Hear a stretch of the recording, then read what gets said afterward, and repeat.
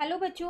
आज मैं आप लोगों को क्लास 9th का जो आपको डीओई की तरफ से सपोर्ट मटेरियल की बुक मिलती है ना, तो ये बुक आपको इंग्लिश मीडियम में भी मिली हुई है और हिंदी मीडियम में भी मिली हुई है।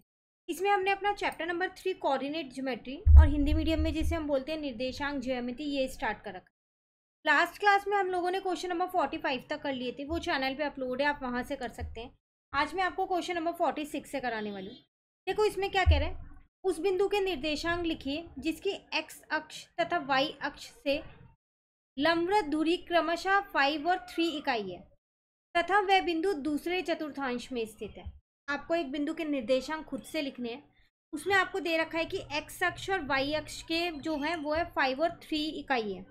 अब वो दूसरे चतुर्थांश में, जब वो दूसरे चतुर्थांश में है तो आपको पता है कि दूसरे चतुर्थांश में तो x माइनस का होता है, y प्लस का होता है ना।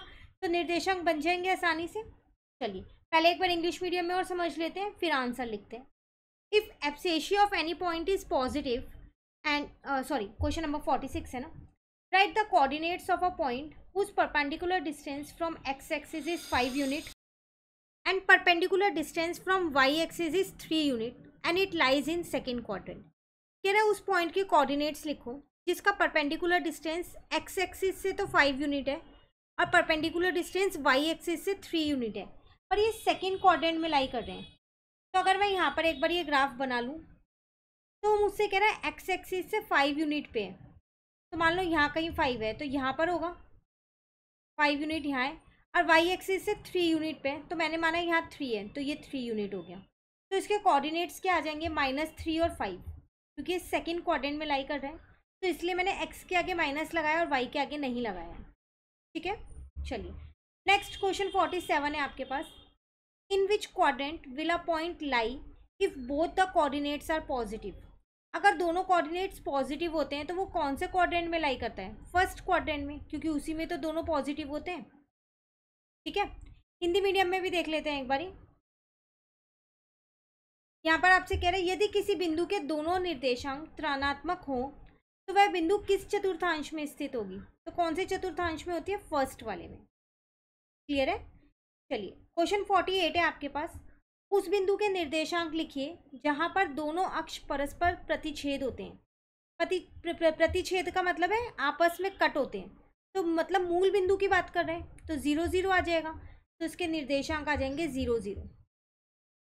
क्लियर। इंग्लिश मीडियम में भी सेम है। Write the coordinate of the point at which two coordinates are meet. जहाँ पर दो कोऑर्डिनेट्स मिलते हैं, ओरिजिन बोलते हैं उसे, तो इसके कोऑर्डिनेट्स क्या होते हैं, 0 और 0। क्लियर है। नेक्स्ट क्वेश्चन 49 है।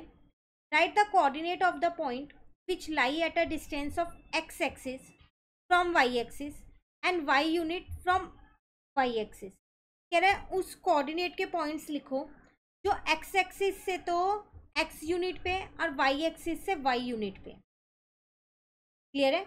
हिंदी मीडियम में यदि एक बिंदु एक्स अक्ष से एक्स इकाई तथा वाई अक्ष से वाई इकाई की दूरी पर स्थित है तो उस बिंदु के निर्देशांक लिखिए। एक बिंदु है जो एक्स अक्ष से एक्स की दूरी पे है, मान लेते हैं यहाँ कहीं है वो एक्स, इतनी दूरी पे है एक्स अक्ष से, और वाई अक्ष से वाई की दूरी पे है, मान लेते हैं यहाँ कहीं है वाई, तो इसके निर्देशांक क्या हो जाएंगे, वाई और एक्स हो जाएगा।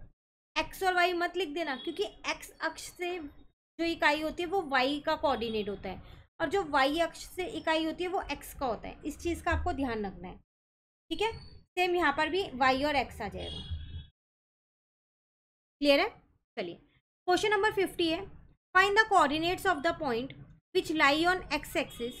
जो एक्स एक्सिस पे लाई करता है तो इसका मतलब वाई की वैल्यू तो पक्का 0 ही होगी, वहाँ पर एक्स के लिखने हैं। Eight a distance of 5 unit from the origin. Origin से 5 यूनिट की दूरी पे है, तो इसका मतलब यहाँ पर 5 आ जाएगा, ऐसा कुछ बनेगा, यहाँ कहीं होगा 5, यहाँ है। क्लियर है क्वेश्चन 50।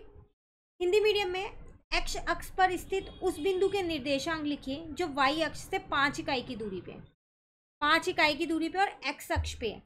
एक्स अक्ष पे तो वाई की वैल्यू 0 होती है ना, 5 और 0 आपका आंसर। क्लियर।